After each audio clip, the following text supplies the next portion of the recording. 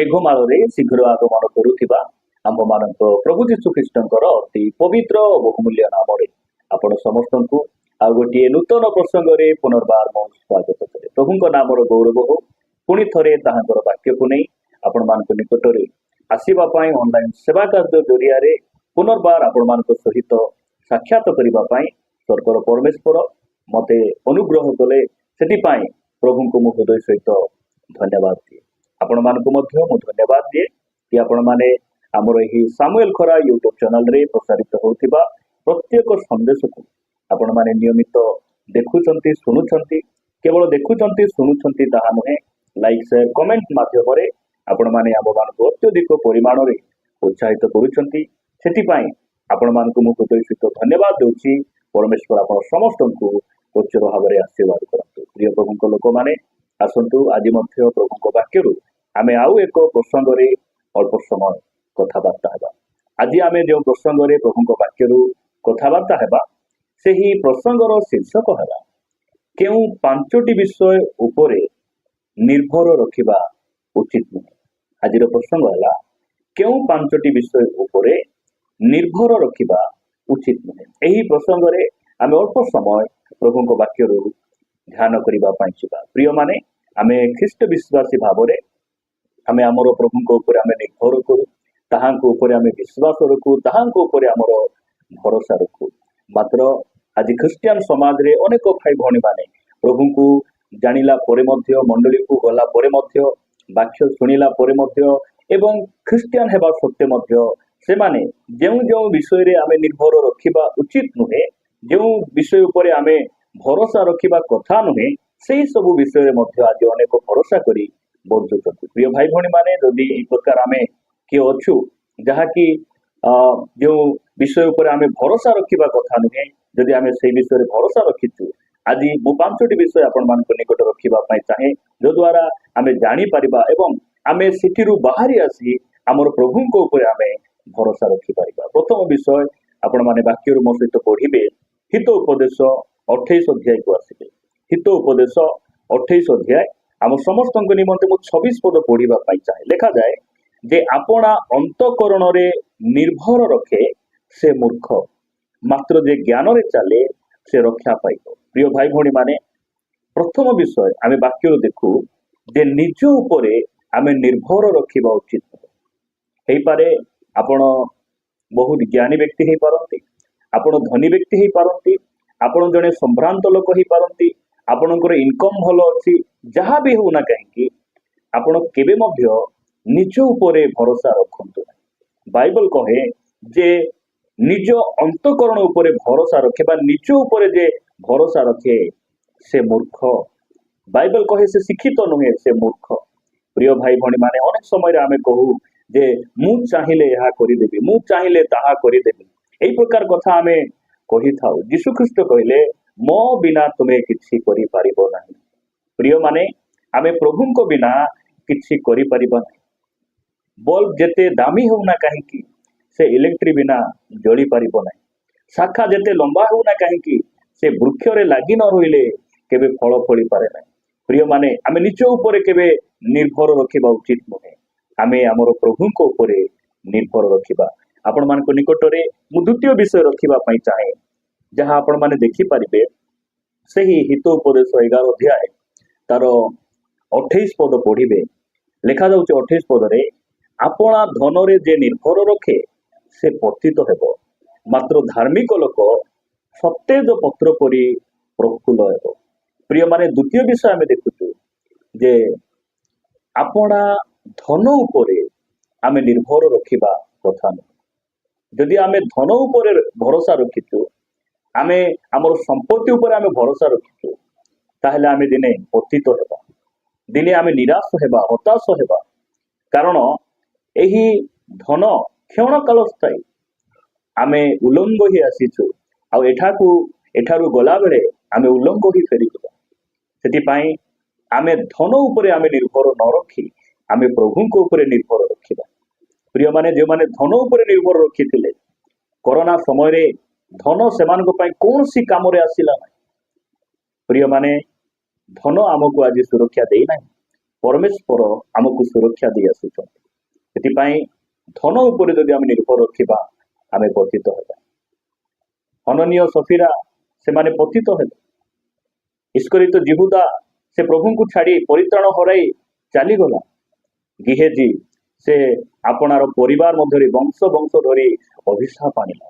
से आम धन उपर आम निर्भर रखा आमर निर्भर आमर प्रभु उपर रहा आवश्यक रही। तृतीय विषय मुझे निकट रखापी चाहे आपण मैंने मो सहित पढ़े जिरिमिय भविष्य वक्ता पुस्तक को आसवे।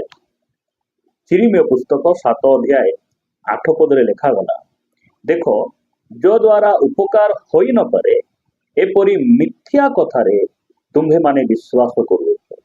प्रिय माने जो कथा उपरे आमे विश्वास कले आमर किछि लाभ हेबो नाही, आमर किछि मंगल हेबो नाही। एई प्रकार कथा, एई प्रकार शिक्षा, एई प्रकार परामर्श उपरे आमे विश्वास भरोसा एवं निर्भर रखिबा कथा नहे। अनेक कहती जे बिलेई बाट दे गले आमे जीवा कथा नाही, काहेकि जीवा कथा नाही, अशुभ ही जीव, अमंगल ही जीव, यह संपूर्ण मिथ्या अटे।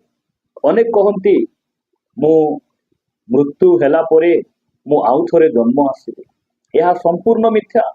प्रिय माने सत्य केवल यीशु ख्रीष्ट अटंती। आउ मुखर निर्गत प्रत्येक वाक्य सत्य अटे। से कहिले मु पथ सत्य जीवन, मो दे न गले के पिता निकट को जाई परिबो ना। प्रिय माने प्रभु मान को अनुग्रह करंतु। बाइबल कहे मृत्यु परे जन्म आसी हेबो नाही, मृत्यु परे मनुष्यर विचार बाकी थिबो। अनेक कहती मरीगले सरीगला। प्रिय माने मरीगले सरी जाए नाही, मरीगला परे मनुष्यर विचार अछि। आउ मरीगला परे असली भविष्य मनुष्यर आरंभ हुए। प्रभु आमान को दया करंतु। आमे कौन करिबा वाक्य अनुसार जे आमे मिथ्या कथा उपरे, मिथ्या शिक्षा उपरे आमे निर्भर रखिबा। मु आपण मानक निकटरे चतुर्थ विषय रखिबा पई चाहे सेही जिरिमिय भविष्य वक्ता पुस्तक 17 अध्याय को आसीबे। 17 अध्याय 5 पदरे लिखा गला, सदा प्रभु यही कथा कहती, जो मनुष्य मनुष्य उपरे निर्भर करे और मांस को अपना बाहु करे और जहार हृदय सदा प्रभु को निकट दूर को जाए से शापग्रस्त। प्रिय माने आमे मनुष्य उपरे निर्भर रखिबा।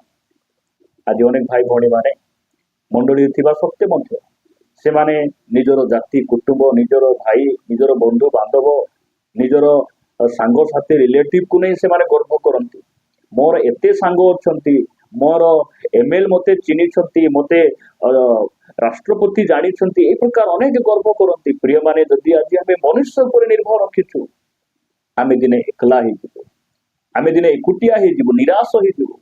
मात्र जे माने परमेश्वर उपर भरोसा रखिछंती से माने केबे निराश हेबे नाही।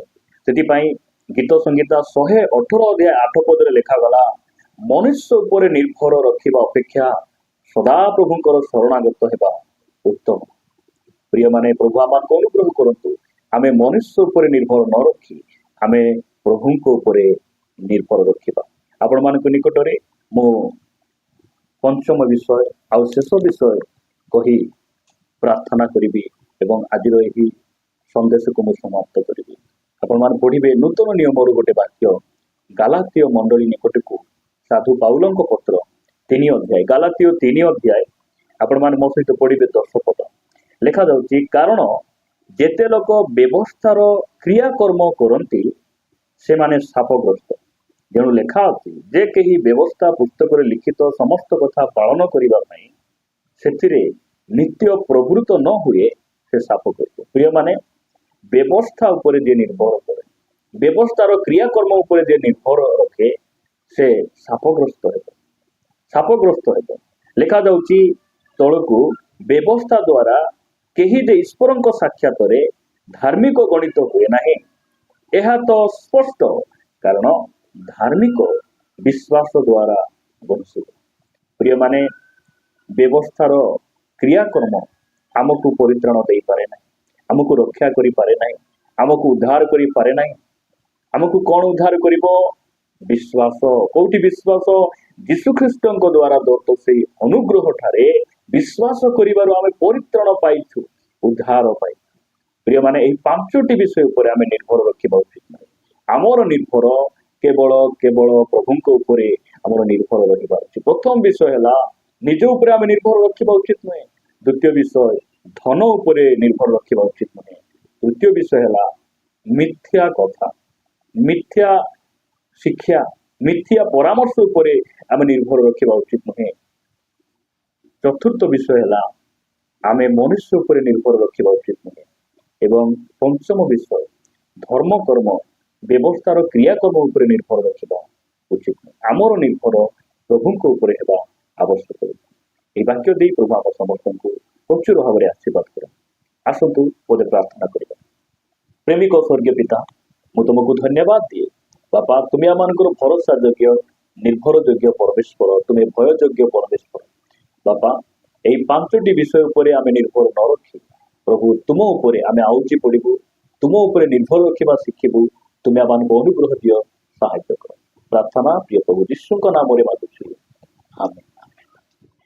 ସମସ୍ତଙ୍କୁ ପୁନର୍ବାର ନମସ୍କାର, ପ୍ରେରିତ ପ୍ରଭୁ ସମସ୍ତଙ୍କୁ ପ୍ରଚୁର ଭାବରେ ଆଶୀର୍ବାଦ କରନ୍ତୁ। ପ୍ରଭୁଙ୍କ ଅନୁଗ୍ରହ ହେଲେ ପୁନର୍ବାର ଆଉ ଏକ ପ୍ରସଙ୍ଗରେ ପରସ୍ପର ସାକ୍ଷାତ କରିବା। ରହିବା, ନମସ୍କାର, ଗଡ୍ ବ୍ଲେସ୍ ୟୁ।